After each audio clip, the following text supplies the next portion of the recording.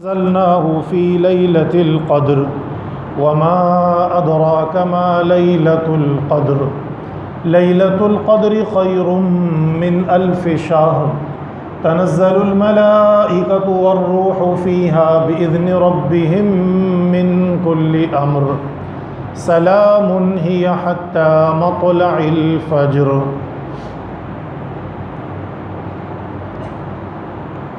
اللہ رب العالمین، اللہ وحدہ لا شریک لہ، اللہ مالک الملک ذو الجلال والاکرام، تمام کائنات کا خالق، مالک، رزق روزی پہنچانے والا، تمام بادشاہوں کا بادشاہ، تمام زبردستوں کا زبردست، احکم الحاکمین، رب العالمین وحدہ لا شریک لہ، بے شمار اور ہر قسم کی حمد و ثناء اسی اللہ رب العالمین کے لیے لائق ہیں، اللہ کے لیے روا ہیں، اور بے شمار صلاۃ و سلام ہوں امام الانبیاء شافع روز جزا جناب محمد الرسول اللہ صلی اللہ علیہ وسلم پر۔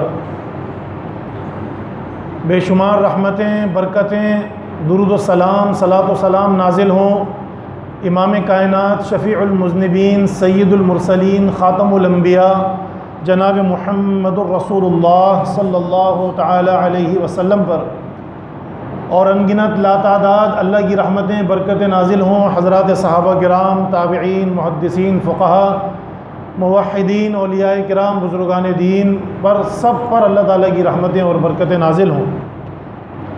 ربنا اغفر لنا ولاخواننا الذین سبقونا بالایمان، یا اللہ، یا رب العالمین، ہمارے گناہوں کو معاف فرما، اور ہم سے پہلے ایمان کی حالت میں جو لوگ تیرے پاس پہنچ چکے ہیں مولا کریم، ان سب کے گناہوں کو معاف فرما، ان سب پر رحمتیں اور برکتیں نازل فرما۔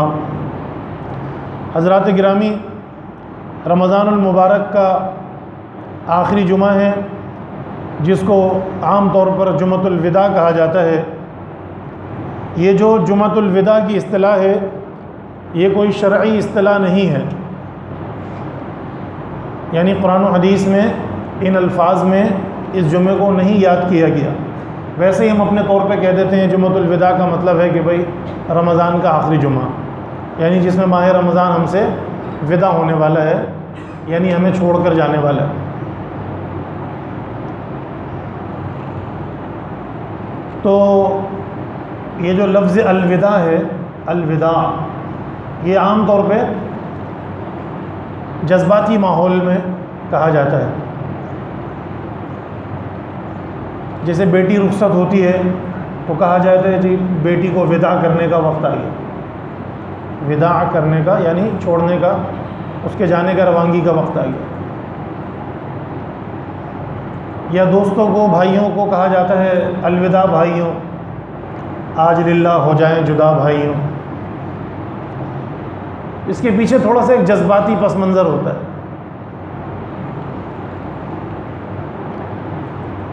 تو سوال یہ ہے کہ کیا واقعی ماہ رمضان کی رخصتی کا اور اس کو الوداع کہنے کے لیے ہمارے دل میں کوئی جذبات ہیں؟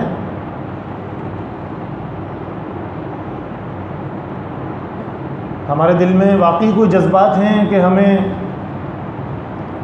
ایسا محسوس ہو رہا ہو کہ اب روزے ہم نہیں رکھیں گے، فرض روزے، صلاۃ تراویح نہیں پڑھ سکیں گے، سحری و افطار کی رونقیں نہیں ہوں گی؟ اگر واقعی اپنے دلوں میں ہم کچھ ایسے جذبات پاتے ہیں، جیسا کہ حدیث شریف میں آتا ہے کہ اگر ایمان والوں کو ماہ رمضان کی برکتیں، سعادتیں، رحمتیں اور فضائل معلوم ہو جائیں تو ایمان والے کا جذبہ یہ ہوگا، اس کے اندر یہ جذبات ہوں گے کہ اس کی یہ خواہش ہوگی کہ ماہ رمضان ہمیشہ ہمیشہ باقی رہے، یہ ہم سے رخصت نہ ہو۔ اور جیسا کہ حدیث شریف ہے، سیدنا ابو ہریرہ رضی اللہ عنہ نے یہ روایت حلف اٹھا کر یعنی قسم اٹھا کر بیان فرمائی تھی کہ رسول اللہ صلی اللہ علیہ وسلم نے بیان فرمایا، اور اس پر میں حلف اٹھانے کو، قسم اٹھانے کو تیار ہوں کہ آپ نے فرمایا تھا اظلکم شہرکم ھذا، یہ تم پر جو مہینہ سایہ فگن ہو رہا ہے، ما مر بالمسلمین شہر خیر لہم منہ ولا مر بالمنافقین شہر شر لہم منہ۔ ایمان والوں کے لیے یہ مہینہ تمام مہینوں میں بہترین مہینہ ہے، اور منافقین کے لیے اس سے بدتر مہینہ کوئی نہیں ہے۔ منافقین کے لیے اس سے بدتر مہینہ کوئی نہیں ہے۔ اس میں ان کا کھانا پینا، ان کی دیگر حرکتیں، سگریٹ، نسوار اور یہ اور وہ الا بلا ساری چیزیں متاثر ہوتی ہیں۔ کھل کر کھا بھی نہیں سکتے، کھل کر اپنی الٹی سیدھی حرکتیں نہیں کر سکتے، تو زبان سے تو کچھ نہیں کہتے، لیکن دل میں ان کے یہی ہوتا ہے کہ بھئی یہ مہینہ کیوں آیا ہے، بس جلدی یہ رخصت ہو جائے۔ تو خدا نہ خواستہ کہیں ہمارے دلوں میں تو ایسے جذبات نہیں ہیں کہ ہم اس جمعے کو جمعۃ الوداع تو کہہ رہے ہیں اور الوداعی کلمات ادا کر رہے ہیں، اس طرح کے کچھ ہمارے کلمات ہوتے ہیں، کچھ باتیں ہوتی ہیں، لیکن کیا واقعی ہمارے دلوں میں ایسا کچھ ہے کہ جب رمضان قریب آتا ہے تو ہم خوش ہونے لگتے ہیں، اور جب رمضان جانے لگتا ہے تو کچھ ہمارے اندر کچھ ایسے احساسات ہوتے ہیں اداسی کے؟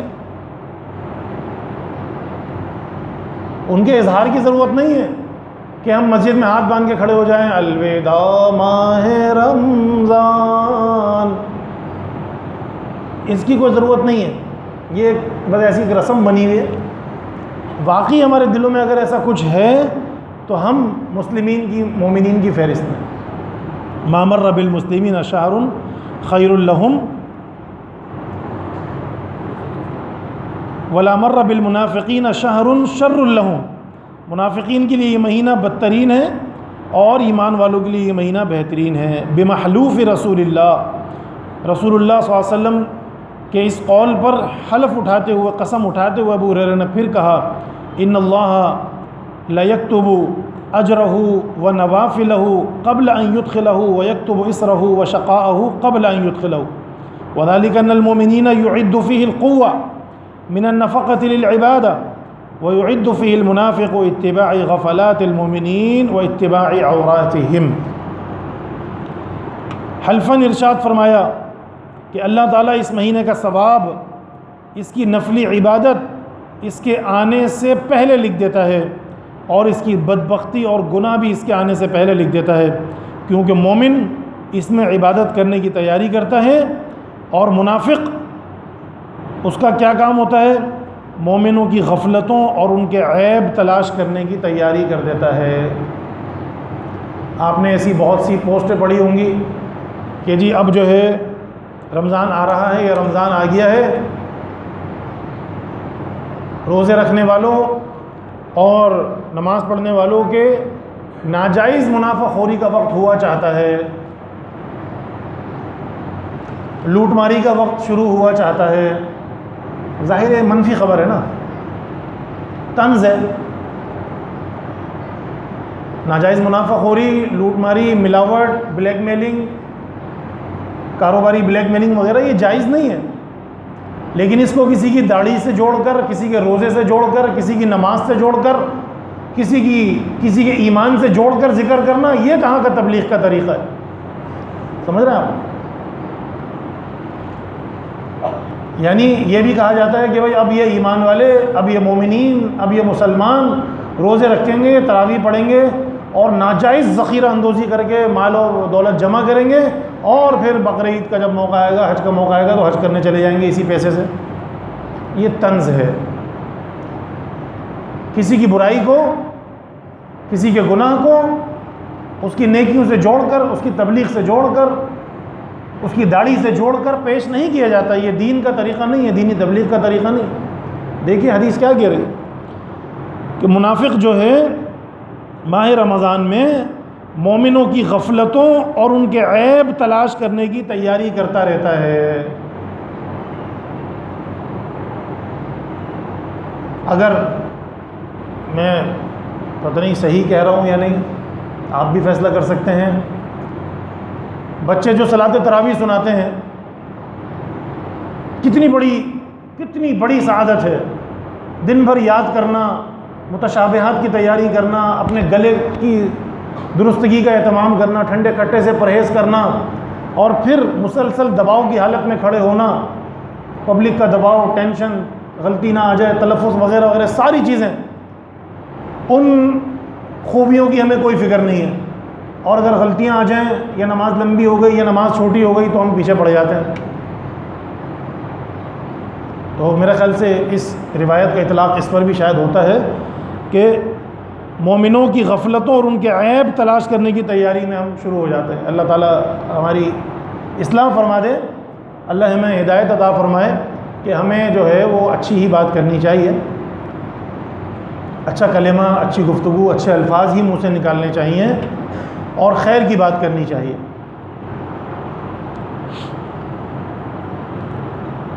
یہ رمضان المبارک سے متعلق حدیث جو ہے سنن ابن خزیمہ میں موجود ہے۔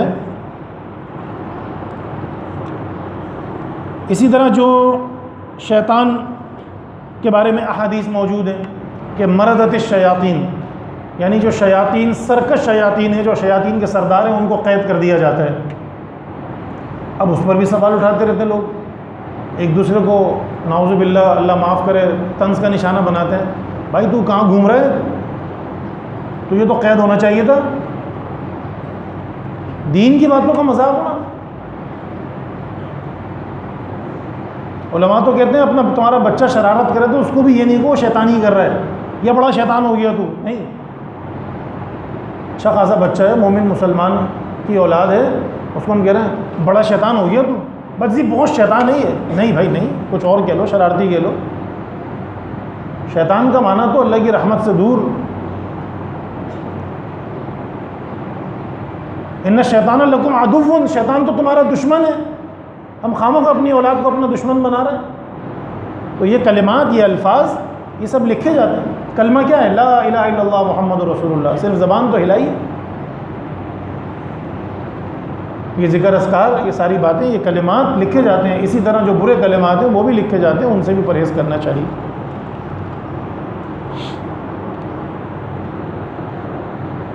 اسی طرح اس مہینے کی مناسبت سے احادیث میں موجود ہے کہ جنت کے دروازے کھول دیے جاتے ہیں اور جہنم کے دروازے بند کر دیے جاتے ہیں، اور ایک آواز لگانے والا آواز لگاتا ہے، یا باغی الخیر اقبل و یا باغی الشر اقصر وللہ عتقاء من النار وذلک کل لیلہ۔ اے نیکیوں کی تلاش کرنے والے، سارا سال تیرا کام یہی تھا کہ نیکی کے مواقع تلاش کرتا تھا کہ کسی طریقے سے عبادت کا موقع مل جائے، ذکر اذکار کا موقع مل جائے، تبلیغ کا موقع مل جائے، اللہ کی راہ میں مال خرچ کرنے کا موقع مل جائے۔ تمہاری روٹین یہی تھی، تمہارا پورے 11 مہینے یہی طریقہ تھا، تلاش کرتے تھے نیکی کے مواقع کہ کوئی موقع مل جائے۔ ہم نیکی کا موقع تلاش کرتے ہیں، ہمیں مل جاتا ہے، خرچ کرنا چاہتے ہیں، اچانک شیطان حملہ کرتا ہے۔ الشیطان یعدکم الفقر ویأمرکم بالفحشاء، سورۃ البقرہ میں اسی انفاق فی سبیل اللہ کے تحت ہی اللہ تعالیٰ نے ذکر کیا ہے۔ شیطان تمہارے ذہن میں وسوسے ڈالتا ہے کہ نہیں تو غریب ہو جائے گا، تو فلاش ہو جائے گا، کیا بنے گا، ابھی تو آگے تیری اولاد ہے، بیٹی کی شادی پر 5-6 لاکھ روپے خرچ کرنے ہیں جو کہ ناجائز ہیں اتنے خرچ کرنے، اور جائز کام پہ چند ہزار روپے خرچ کرنے پہ شیطان جو مفلسی کا، الشیطان یعدکم الفقر، شیطان تمہیں مفلسی کے ڈر سے ڈراتا ہے، بینک بیلنس خالی ہو جائے گا، پیچھے کچھ نہیں بچے گا۔ حالانکہ ایسا ہوتا نہیں ہے، حدیث کا حکم یہی ہے کہ اتنا خرچ کرو کہ پیچھے بچے۔ نہ مانگنے والے اتنا مانگتے ہیں، نہ دینے والے اتنا دیتے ہیں، اور نہ دینا چاہیے کہ آدمی کے پاس پیچھے کچھ نہ ہو۔ حتیٰ کہ حدیث میں آتا ہے جب تم دنیا سے جانے لگو تو تب بھی اولاد کے لیے چھوڑ کے جانا، ان کو غریب اور فقیر چھوڑ کے نہ جانا، جیسے یورپین لوگ کرتے ہیں، انگریز لوگ زیادہ ہی ان کو خدا یاد آتا ہے آخر عمر میں تو سارا کا سارا کسی چیریٹی فنڈ میں دے دیتے ہیں۔ یہ اسلام میں ایسا نہیں ہے، اسلام اعتدال سکھاتا ہے۔ اب ہم دینے لگتے ہیں تو مختلف قسم کے وسوسے آتے ہیں کہ نہیں یار کیا ضرورت ہے یہاں دینے کی، ان کا کام چل تو رہا ہے، کام تو چل رہا ہے، کتنے ادارے چل رہے ہیں، سب کا کام چل رہا ہے، تو بھائی اللہ اس بندے کا بھی تو کام چلا رہا ہے نا، اس کی روزی روک دی کیا؟ اس کی بھی تو روزانہ کے حساب سے، ماہانہ کے حساب سے ارننگ چل رہی ہے. یہ تو ایک سلسلہ ہے، چلتا رہتا ہے. تو جب اللہ تعالیٰ نے ہاتھ نہیں روکا دینے سے تو ہمیں بھی نہیں روکنا چاہیے. اور انسان یہ نہ سوچے کہ فلاں نے دے دیا، فلاں نے دے دیا، فلاں نے دے دیا، فلاں دے رہا ہے، فلاں دے رہا ہے، فلاں، میں خود کتنا دے رہا ہوں. یعنی مثال کے طور پہ اگر کسی جگہ 20 مخیر حضرات ہیں اور سب یہی سوچ رہے ہیں کہ فلاں دے رہا ہے، تو پھر کون دے رہا ہے؟ کوئی بھی نہیں دے رہا. ہر کوئی یہ سوچ رہا ہے کہ فلاں نے دے دیا ہوگا، وہ بڑی پارٹی ہے، فلاں نے دے دیا ہوگا. تو سب نے اگر یہ سوچ لیا تو کوئی بھی نہیں دے رہا. ہر آدمی یہ سوچے کہ میں کیا دے رہا ہوں، میری طرف سے کیا جا رہا ہے. الشیطان یعدکم الفقر ویامرکم بالفحشاء، شیطان تمہیں حکم دیتا ہے غلط جگہوں پہ خرچ کرنے کا. واللہ یعدکم مغفرۃ منہ وفضلا، اللہ تعالیٰ تمہیں حکم دیتا ہے، اللہ تعالیٰ تمہیں وعدہ دیتا ہے، تم سے وعدہ کرتا ہے اپنی طرف سے مغفرت اور فضل کا. فضل کا معنی ہوتا ہے ایکسٹرا، زیادہ. جتنا تم خرچ کر رہے ہو اس سے زیادہ دینے کا اللہ تعالیٰ تم سے وعدہ کرتا ہے. تو اللہ کے وعدوں پہ ہمیں یقین کرنا ہے، نہ کہ شیطان کے وسوسوں پہ. اور ہمارے اندر اتنی فکر ہونی چاہیے کہ ہم اس میں فرق کر سکیں کہ کون سا وسوسہ شیطانی ہے اور رب کی طرف سے کیا مغفرت کے وعدے ہیں. پھر فرمایا کہ ویا باغی الشر اقصر، اور سارا سال، سارے 11 مہینے جو برائیوں کی تلاش میں رہتا تھا اور اس کا ہر قدم برائی کی طرف اٹھتا تھا، برے دوستوں کے ساتھ اٹھنا بیٹھنا جانا، غلط حرکتیں کرنا، برائی کے مواقع تلاش کرنا، اقصر، اب تو باز آ جا، اب تو رک جا. یہ اللہ کے نبی صلی اللہ علیہ وسلم نے فرمایا کہ یہ ندائیں لگائی جاتی ہیں. انسان اس ندا کو حدیث کے ذریعے سن چکا ہے. انسان اس ندا کو، اس پکار کو حدیث رسول کے ذریعے اس نے سن لی کہ بھئی ہاں یہ ندا لگائی جاتی ہے. یا باغی الخیر اقبل و یا باغی الشر اقصر. اور پھر فرمایا کہ وللہ عتقاء، اور اللہ تعالیٰ رمضان کی ہر رات میں بے شمار لوگوں کو جہنم سے آزاد کرتا ہے.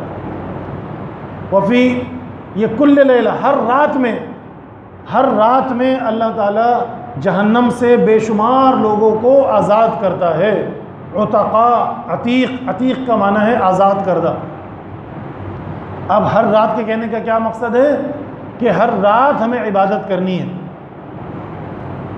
ہر رات ہمیں عبادت کرنی ہے، ہر رات دعائیں کرنی ہیں کہ یا اللہ تو ہمارا شمار ان میں فرما دے. گارنٹی کسی کو نہیں سنائی جائے گی، خوشخبری کسی کو نہیں سنائی جائے گی. اب وحی کا سلسلہ ختم ہو چکا ہے، جنت کی خوشخبری اب نہیں ملے گی. اب تو دعائیں کرنی ہیں اور اللہ سے امید رکھنی ہے کہ اللہ تعالیٰ دعاؤں کو قبول فرمائے گا. اور پھر اعمال ایسے کرنے ہیں کہ بندہ جو ہے وہ جنتیوں والے اعمال کرتا ہے. تو جب فی کل لیلۃ ہے تو ہمیں ہر رات عبادت کرنی ہے، اور خاص طور پہ آخری طاق راتوں میں عبادت کرنی ہے. اسی طرح میرے محترم بھائیوں، جیسا کہ میں نے شروع میں آیات پڑھی تھیں کہ اللہ تعالیٰ فرماتا ہے کہ وہ شخص کامیاب ہو گیا کہ جس نے اپنا تزکیہ کر لیا. تزکیہ کیا ہے؟ تزکیہ انبیاء کا مشن ہے. اللہ تعالیٰ نے انبیاء علیہ السلام کو جس کام کے لیے بھیجا وہ کام تھا تزکیہ. موسیٰ علیہ السلام کو فرعون کے پاس بھیجا، اذهب الى فرعون انه طغى فقل هل لك الى ان تزكى. اے موسیٰ، فرعون جیسے ظالم جابر بادشاہ کے پاس جائیے، وہ اپنی حد کراس کر چکا ہے.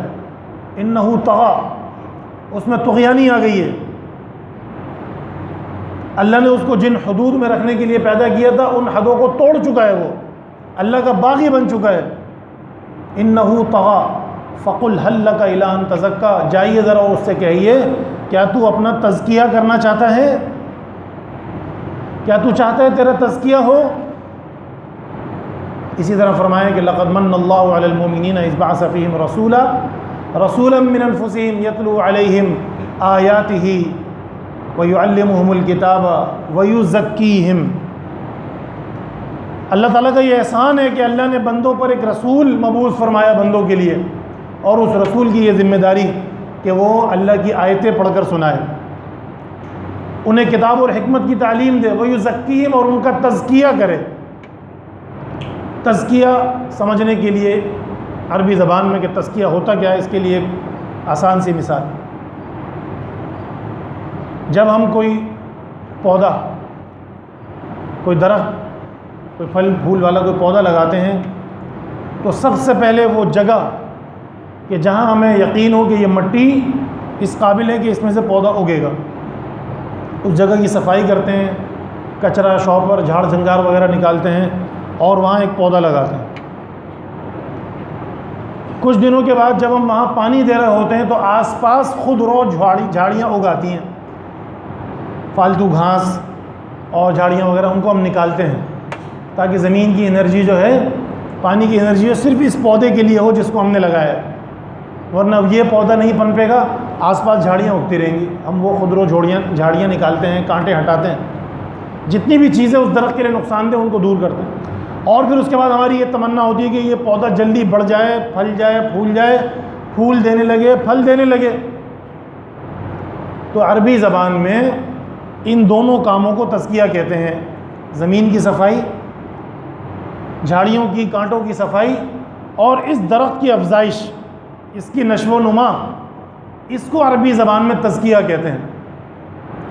اب ہم اپنا تزکیہ دو طریقے سے کرتے ہیں، ایک تو ہم اپنی باڈی کا تزکیہ کرتے ہیں، نہاتے ہیں، دھوتے ہیں، صفائی کرتے ہیں، میل صاف کرتے ہیں، وغیرہ وغیرہ، حجامت وغیرہ ساری چیزیں کرتے ہیں، خوب ہمیں اپنے میک اپ کی اور اپنی جسمانی اس کی اچھی طرح فکر ہوتی ہے، حتیٰ کہ بعض لوگ تو جم جا کر جو ہے اپنی مصنوعی جو ہے وہ باڈی بناتے ہیں۔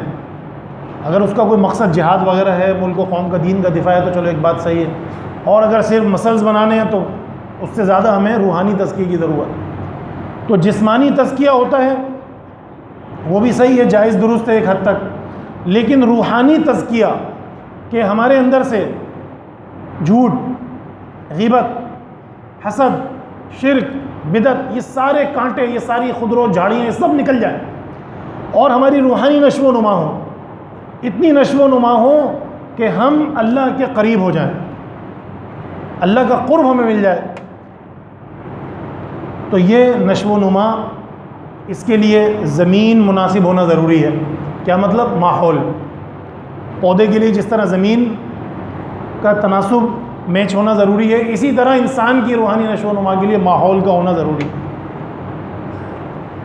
کہ اچھے ماحول میں ہوں، اچھی تعلیم گاہ میں داخل کیا جائے، آس پاس کا ماحول، علاقے کا ماحول اچھا ہو۔ یہ ہو گیا زمین کی تیاری ہو گئی۔ اب اپنے اندر سے ان خرابیوں کو نکالنا ہے، اور یہ ایک مسلسل عمل ہے۔ جس طرح کسان مسلسل نگرانی کرتا ہے، جانوروں سے بھی بچاتا ہے اپنی فصل کو، تو ہمیں بھی برے دوستوں سے اپنے آپ کو، اپنی اولاد کو بچانا ہے، شیطانوں سے بچانا ہے، شیطان صفت انسانوں سے بچانا ہے۔ اللہ تعالیٰ نے انسان کے لیے جگہ جگہ پودوں کی، درختوں کی مثال دی ہے۔ پوری دنیا کے لیے اللہ تعالیٰ نے کھیت کی مثال دی ہے، پوری دنیا کے لیے، کہ یہ جو کھیت ہوتا ہے پوری دنیا کی مثال اسی طرح ہے، سمجھو۔ ایک وقت آتا ہے کہ وہ کھیتی جو ہے چورا چورا ہو جاتی ہے، اسی طرح یہ دنیا بھی ایک وقت آئے گا ختم ہو جائے گا۔ اب روحانی نشو و نما کے لیے روزہ ہے، نماز ہے، زکوٰۃ ہے۔ زکوٰۃ اور تزکیہ ایک ہی مادہ ہے اس کا۔ کیا مطلب؟ کہ ہم نے اپنے مال کو پاک کرنا ہے۔ مال کے پاک کرنے کا مطلب یہ نہیں ہے کہ جان بوجھ کر جو کچھ ہم نے کیا وہ صاف، وہ معاف ہو جائے گا، حقوق العباد معاف نہیں ہوں گے۔ مال کی صفائی، مال کی طہارت، پاک کا مطلب یہ ہے کہ اللہ رب العالمین اس کی حفاظت فرمائے گا اور اس کی نشو و نما بھی فرمائے گا، اس مال میں اضافہ فرمائے گا، وہ مال بڑھے گا۔ ایسا نہیں ہوگا کہ اچانک راتوں رات پوری دکان کو آگ لگ گئی، اچانک راتوں رات جو ہے وہ گندم کی تیار فصل کھڑی ہوئی تھی، اولے گرے، برف گری اور وہ پوری فصل تباہ ہو گئی۔ نہیں، اللہ رب العالمین کسی نہ کسی طریقے سے بندے کا مال بچائے گا، اس کے مال کو نشو و نما عطا کرے گا، اور اگر بالفرض مال ضائع بھی ہو گیا تو اللہ تعالیٰ اس کا اچھا بدلہ عطا فرما دے گا۔ یہ سب زکوٰۃ کی برکت ہے۔ تو میرے بھائیوں، بزرگوں، دوستوں، زکوٰۃ فرض ہے، اسلام کا فریضہ ہے۔ جس طرح نماز اجتماعی طور پر فرض ہے، اسی طرح زکوٰۃ بھی اجتماعیت کے ساتھ ہی ہے۔ سیدنا ابو بکر صدیق رضی اللہ عنہ کو جب خلافت ملی تو لوگوں نے زکوٰۃ دینا بند کر دی. وہ کہا جی نماز تو پڑھ لیں گے آپ کے پیچھے مسجد میں آ کر, لیکن زکوٰۃ نہیں دیں گے. آج بھی ہمارا یہ حال ہے کہ نمازی بے شمار, مسجدیں بھری ہوئی ہیں, زکوٰۃ دینے والے بہت کم ہیں. پوری زکوٰۃ صحیح طریقے سے حساب کتاب کر کے دینے والے کم, اور جو اللہ والے دینے والے ہیں وہ باقاعدہ ماہ شعبان سے ہی پلاننگ شروع کرتے ہیں, اپنے حساب کتاب کی کلوزنگ کرتے ہیں, کتنا لینا ہے, کس کا دینا ہے, کیا کچھ ہمارا خالص جو ہمارا پیسہ ہے, نیٹ جو ہمارے پاس ہے وہ کتنا ہوگا. یہ سب باقاعدہ پلاننگ ہوتی ہے, طریقہ کار ہوتا ہے. یہ نہیں کہ جب سر پہ پڑ جائے اور آخری عشرہ شروع ہو جائے پھر ہمیں فکر ہو, نہیں, پہلے سے فکر ہونی چاہیے, جیسے ہی سال ہونے لگے فکر ہونی چاہیے. یہ اللہ کا فریضہ ہے. حضرت ابو بکر نے کہا واللہ لأقاتلن من فرق بین الصلاۃ والزکوٰۃ, اللہ کی قسم میں قتال کروں گا, لڑائی کروں گا, جہاد کروں گا ان لوگوں سے کہ جو نماز میں اور زکوٰۃ میں فرق کرتے ہیں. زکوٰۃ دینا بند کر رہے ہیں, اجتماعی طور پہ بیت المال میں نہیں دے رہے. نماز کہتے ہیں آپ کے پیچھے پڑھ لیں گے, زکوٰۃ نہیں دیں گے. والعاملین علیہا کی جو مد بتائی گئی ہے قرآن مجید میں سورۃ توبہ میں آیت نمبر 60 میں, وہ اجتماعیت کے لیے تو ہے. اگر آپ زکوٰۃ انفرادی طور پہ بانٹنا شروع کر دیں تو قرآن کی ایک مد آپ نے کم کر دی. عام صدقہ نفل جو ہوتا ہے وہ آپ دے سکتے ہیں انفرادی طور پر. یہ اس آیت کے آخر میں فریضۃ من اللہ, یہ اللہ کی طرف سے فریضہ ہے. خذ من اموالہم, اللہ نے اپنے رسول کو فرمایا کہ آپ لیجئے ان کے مال سے. اور معاذ بن جبل کو حکم دیا تو خذوا من اغنیائہم وترد الی فقرائہم, لیا جائے گا ان کے مالداروں سے اور لوٹایا جائے گا ان کے غریبوں کو. تو عطا نہیں کہا, دیا جائے گا. اس میں پھر ایک احسان کا ایک کانسیپٹ پیدا ہوتا ہے کہ جی عطیہ کر رہے ہیں, جی دے رہے ہیں, ڈونیٹ کر رہے ہیں. لوٹایا جائے گا یعنی جو اللہ نے ان مالداروں کو 2.5% دیا ہے وہ ان کا ہے ہی نہیں. 100 میں سے 2.5 روپے ان کے ہیں ہی نہیں, وہ ان کے ہیں. ان کو لوٹایا جائے گا, ان پر لوٹایا جائے گا. ان کو گفٹ نہیں کیا جائے گا, اس طرح کے الفاظ نہیں ہیں. ان پر احسان نہیں کیا جائے گا, نہیں. وفی اموالہم حق, ان کے مالوں میں حق ہے طے شدہ ہے. للسائل والمحروم, مانگنے والوں کے لیے اور محروم کے لیے. یہ طے شدہ ہے, اللہ کی طرف سے حق ہے. اچھا, کچھ لوگ ایسے ہیں کہ ان کو 2.5% بہت زیادہ لگتا ہے, اور کچھ اتنے فارورڈ ہو گئے وہ کہتے ہیں کہ اب جو ہے ایسا وقت آئی ہے کہ قرآن میں اجتہاد کرنے کی ضرورت ہے. منکرین حدیث وغیرہ کہتے ہیں 2.5% کم ہے, کم از کم 10% ہونا چاہیے. یہ غلط ہے. جو فرض ہے وہ تو 2.5% ہی رہے گا, 2.5% ہی رہے گا. اس کے علاوہ آپ کی مرضی, آپ 50% دے دیں. وہ 50% عام صدقے کی نیت سے دیں گے, اور اللہ سے امید رکھیں اللہ تعالیٰ بڑا چڑھا کر کتنا عطا فرما دے گا, اس کے خزانوں میں کمی نہیں ہے.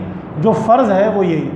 جس طرح نماز ہے, جو فرض رکعت, ظہر کے 4 فرض ہیں, عصر کے 4 فرض ہیں, وہ وہی رہیں گے. نوافل اور سنتیں جو جتنا پڑھنا چاہے پڑھ لیں. اس میں ہم زیادہ نہیں کر سکتے کہ جی ہمارے گناہ بہت ہو گئے لہٰذا ہم عصر کے 8 فرض پڑھا کریں گے. نہیں, معاشرے میں اگر غریب زیادہ ہو گئے ہیں, اللہ تعالیٰ یبسط الرزق لمن یشاء ویقدر, اللہ پورا نظام چلاتا ہے. اس کو پتہ ہے کہ کب کتنا زیادہ پیدا کرنا ہے, کتنا دینا ہے, کہاں روکنا ہے. پورا نظام معیشت اللہ کے ہاتھ میں. نحن قسمنا بینہم معیشتہم فی الحیات الدنیا, اللہ تعالیٰ فرماتا ہے کہ اس دنیا کی معیشت ہم نے تقسیم کی, ہم چلا رہے ہیں. فرق یہ ہے کہ ہم تمہارے ہاتھوں سے دلوانا چاہتے ہیں, تمہارے ہاتھوں سے دلوانا چاہتے ہیں. تمہاری آزمائش ہے. وَنَبْلُوكُمْ بِالشَّرِّ وَالْخَيْرِ فِتْنَةً, تمہیں دے کر بھی تمہاری آزمائش ہے, تم سے لے کر بھی تمہاری آزمائش ہے. تو جتنا اللہ تعالیٰ نے مقرر کیا ہے وہ باقاعدہ حساب کتاب کے ساتھ اگر ساری امت دینا شروع کر دے تو انشاءاللہ غربت کا وہ حال نہیں ہوگا جو ہے. اللہ تعالیٰ ہمیں عمل کرنے کی توفیق عطا فرمائے. اقول قولی ھذا استغفر اللہ.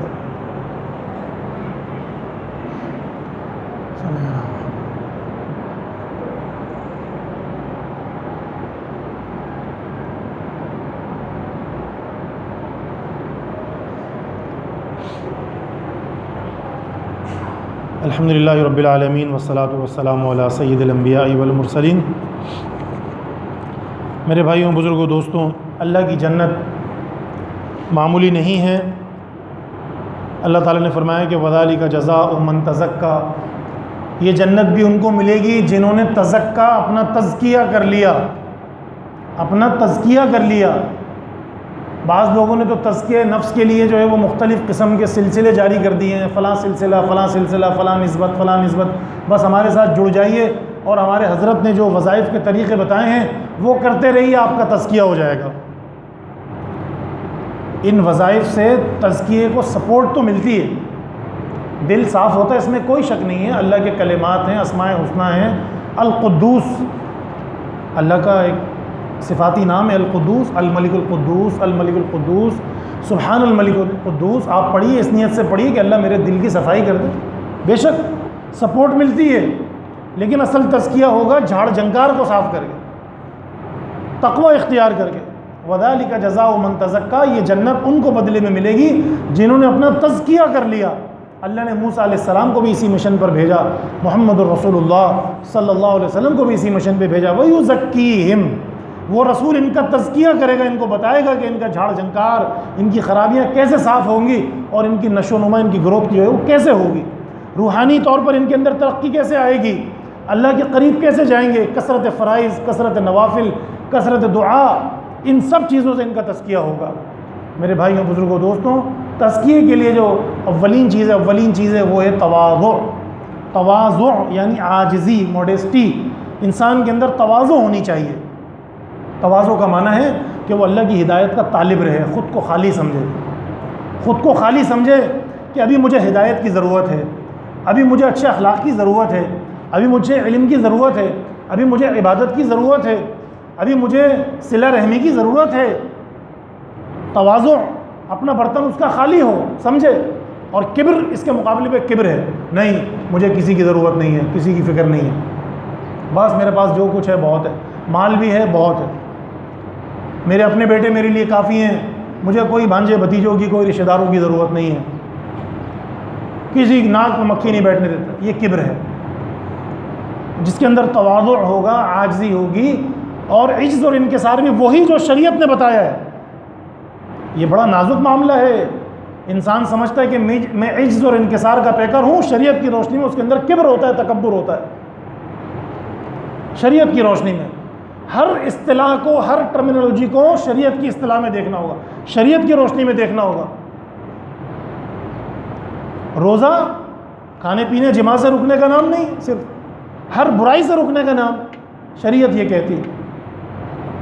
اللہ تعالیٰ سے دعا ہے اللہ رب العالمین ہم سے جنتیوں والے اعمال کرا لیں۔ آخری چند منٹ لینا چاہوں گا صدقۃ الفطر کے حوالے سے، جیسا کہ حدیث شریف میں آتا ہے کہ یہ طہرۃ للصائم ہے، روزے داروں کے لیے ان کی غلطیوں کا کفارہ ہے، پاکیزگی کا سبب ہے، وطعمۃ للمساکین، اور مسکین اور غریب غربا کے کھانے کا ذریعہ ہے۔ تو صدقۃ الفطر جو ہے وہ ماہ رمضان المبارک کے بالکل آخری 1-2 دن میں ادا کرنا چاہیے، اور اس کا جو فرض وقت ہے، جو لازمی ہے، وہ فجر کی نماز سے لے کر عید کی نماز کا جو درمیانہ وقت ہوتا ہے، اس میں تو ادا کرنا ہی کرنا ہے، ورنہ اس سے پہلے ادا کر دینا چاہیے۔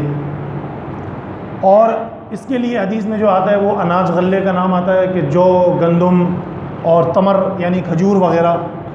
اب اس میں محدثین نے، شارحین نے، علماء نے لکھا ہے کہ یہ جو اناج غلہ ہے، گندم ہے، تمر ہے، کھجوریں ہیں، جو ہیں، یہ اس وقت کرنسی کے طور پہ بھی استعمال ہوتی تھی، کرنسی کے طور پہ بھی استعمال ہوتی تھی کہ بھائی آپ مجھ سے 1 کلو گندم لے لیں اور 1 کلو جو دے دیں، وغیرہ وغیرہ۔ اب بھی ہوتا ہے، سنیں مضافات میں جہاں پیسے نہیں ہوتے وہاں یہ سلسلہ ہوتا ہے۔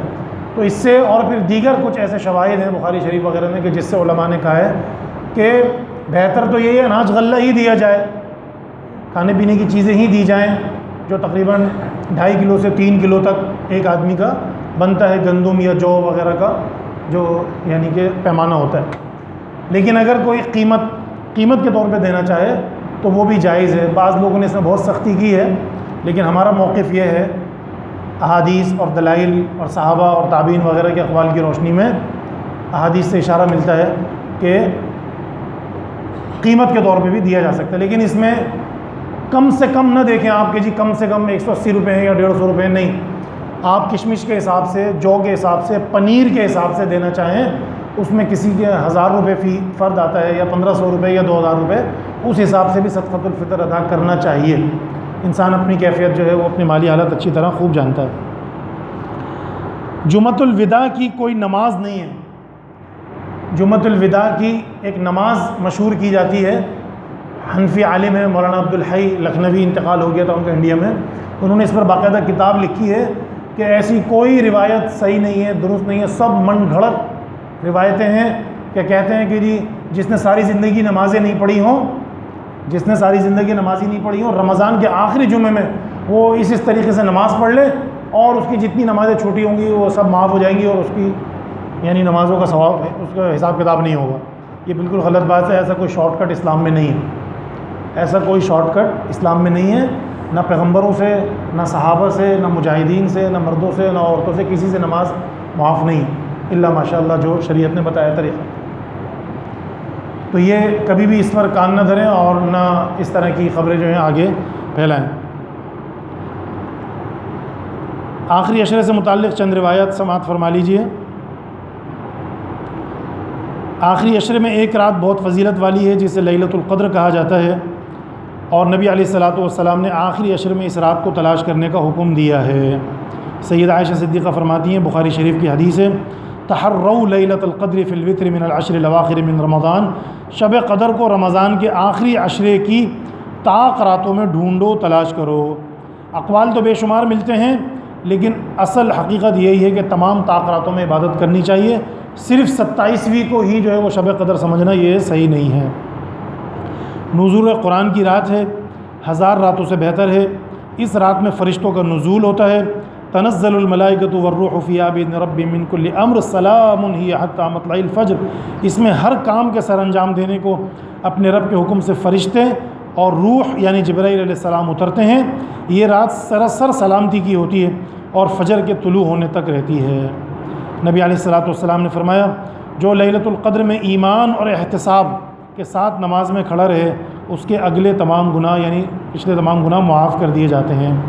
اس رات سے جو شخص محروم ہے ہر طرح کی خیر و برکت سے محروم رہے گا. یہ مہینہ آ گیا اور اس میں ایک ایسی رات ہے جو 1000 مہینوں سے بہتر ہے. اگر کوئی اس سے محروم رہا تو وہ ہر طرح کی بھلائی سے محروم رہا، اور اس کی بھلائی سے محروم وہی رہے گا جو واقعی محروم ہو. لیلۃ القدر کی علامات چند آتی ہیں احادیث میں.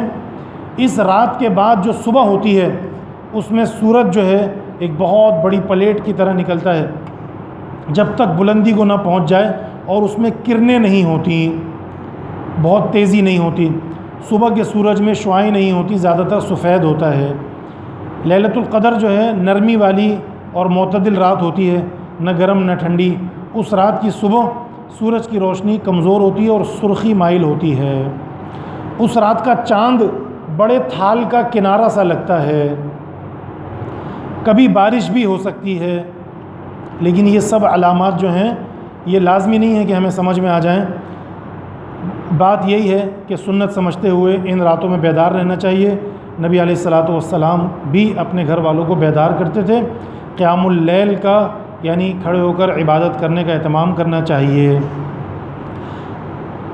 ہمارے عام طور پر طاق راتوں میں شب بیداری کے لیے مساجد میں بڑے بڑے روایتی جلسوں کا انعقاد کیا جا سکتا ہے. ہمارے خیال میں ان کا مقصد شب بیداری تو ہو سکتا ہے مگر عبادت نہیں، کیونکہ طاق راتوں میں اجتماعی عبادت سے بہتر انفرادی عبادت ہے، جس میں بندے کو اللہ تعالیٰ سے معافی مانگنے، اپنے گناہوں پر نادم ہونے، انتہائی عجز و انکساری سے دعائیں کرنے اور رکوع اور سجود کا زیادہ موقع ملتا ہے. الا یہ کہ کہیں کسی مسجد میں 5-10 منٹ 15-20 منٹ کی گفتگو ہو گئی اور پھر اس کے بعد سب لوگ دعائیں کر لیں یا عبادت کریں انفرادی طور پہ اپنے گھر میں. لیکن لمبے لمبے اجتماع کرنا، پھر اس کے بعد قہوے کے اور چائے کے دور چل رہے ہیں، کھانے پینے کی مجلسیں ہیں، کوئی کہتا جی یہ کام میں کروں گا، منرل واٹر کی بوتلیں میری طرف سے، قہوے میری طرف سے. یہ طاق راتوں میں یہ اس کو ایک جو ہے ہم ایونٹ کا ایک درجہ دے رہے ہیں، یہ غلط ہے. ہماری نگاہیں جھکی ہونی چاہیے، آوازیں پست ہونی چاہیے، باوضو ہونا چاہیے، خالی پیٹ ہونا چاہیے، زیادہ بہتر ہے. بھرے ہوئے پیٹ جب اونچے اونچے مجھے ڈکار آ رہے ہیں کہ میں کیا عبادت کر سکوں. تو ہمیں ان تمام چیزوں کا اہتمام کرنا چاہیے، تمام سنت اعمال کا دھیان رکھنا چاہیے، تو انشاءاللہ تعالی ہم ان تمام فوائد کو حاصل کر سکیں گے. عید الفطر کی نماز یہاں مسجد میں انشاءاللہ العزیز یا مسجد کے باہر ٹھیک 7 بجے ادا کی جائے گی. اور خواتین کے لیے بھی الحمدللہ سنت کے مطابق اہتمام ہوتا ہے۔ اللہ تعالیٰ سے دعا ہے اللہ رب العالمین ہمیں عمل کرنے کی توفیق عطا فرما دے۔ اللہم احسن عاقبتنا فی الامور کلہا واجرنا من خزی الدنیا وعذاب